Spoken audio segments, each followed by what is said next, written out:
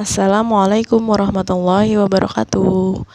Dalam video ini, Ibu akan membahas tentang teks prosedur.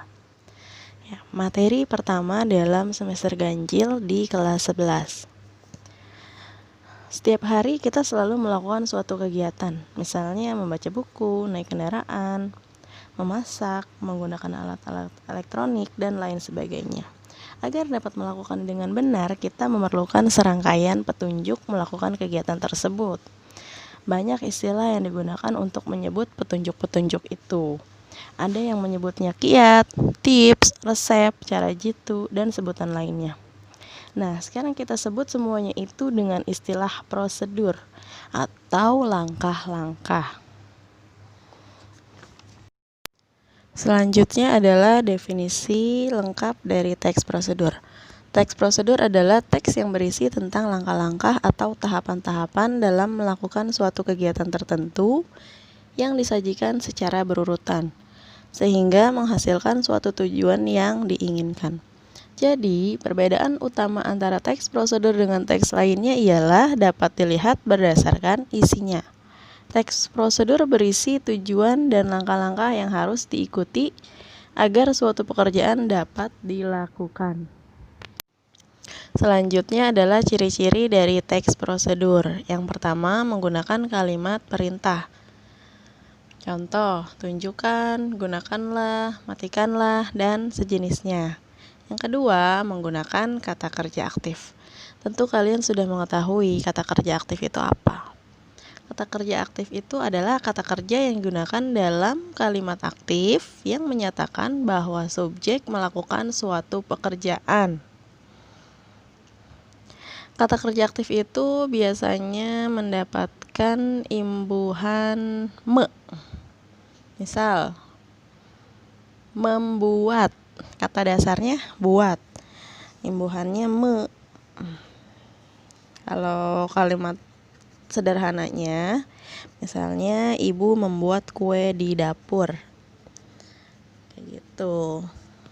Beda sama kata kerja pasif. Kata kerja pasif itu digunakan untuk menyatakan bahwa subjek diberi tindakan atau pekerjaan. Jadi kalau tadi aktifnya subjek melakukan pekerjaan, nah kalau pasif subjeknya diberi pekerjaan. Kata kerja pasif itu biasanya mendapat imbuhan di. Kalau tadi aktif, imbuhannya me. Kalau pasif di, misalnya digoreng, dimakan.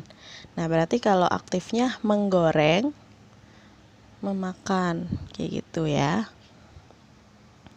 Yang ke berapa? Yang ketiga, menggunakan kata penghubung atau konjungsi. Kata penghubungnya ini untuk mengurutkan kegiatan. Nah, konjungsinya ini menggunakan konjungsi temporal. Nanti akan dibahas di kaidah kebahasaan. Yang keempat, menggunakan kata keterangan untuk menyatakan rincian waktu, tempat, dan cara yang akurat.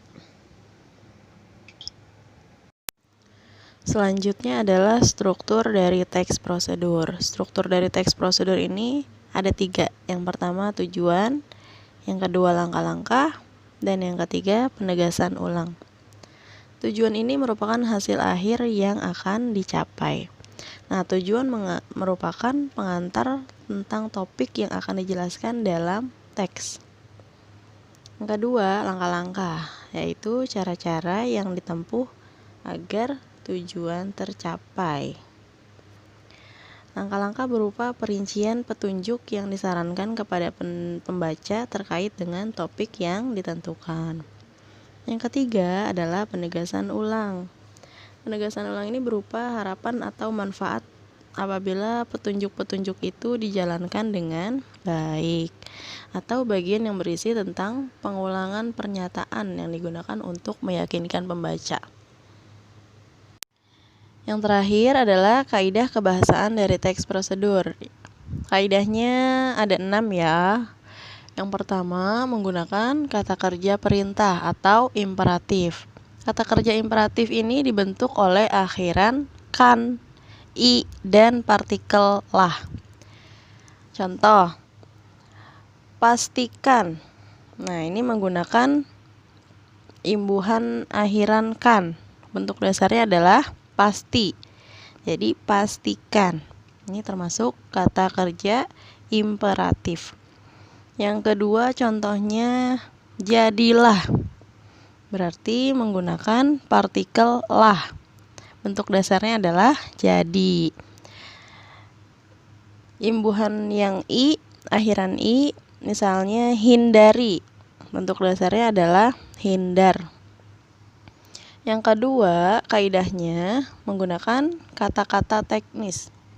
Nah, kata-kata teknis ini adalah kata-kata yang berhubungan dengan topik atau kata-kata yang belum kamu tahu artinya. Nah, nanti dicari artinya di KBBI. Yang ketiga, menggunakan konjungsi temporal. Konjungsi temporal ini yang tadi Ibu bilang di ciri-ciri, konjungsi yang berhubungan dengan waktu. Contoh, selanjutnya, kemudian, lalu, dan sejenisnya. Yang keempat, menggunakan pernyataan persuasif. Pernyataan persuasif ini bersifat membujuk. Nah, yang kelima, memiliki verba material. Verba yang mengacu pada tindakan fisik, seperti menilang, melakukan, dan lain-lain. Yang keenam, memiliki verba tingkah laku. Verba yang mengacu pada sikap yang dinyatakan dengan ungkapan. Artinya bukan sikap mental yang tampak, seperti menerima, menolak. Ini udah kita bahas di kelas 10. Kalau verba material, contoh lainnya adalah misalnya memukul. Nah, kalau di tingkah laku, mencintai, menyayangi, dan sejenisnya. Cukup sekian pembahasan tentang materi teks prosedur. Selanjutnya adalah Ibu akan menjelaskan bagaimana cara menganalisis teks prosedur dengan memerhatikan ciri-ciri, struktur, serta kaidah kebahasaannya. Analisisnya ada di video berikutnya. Tetap semangat dan ikhlas dalam menjalani PJJ ini. Wassalamualaikum warahmatullahi wabarakatuh.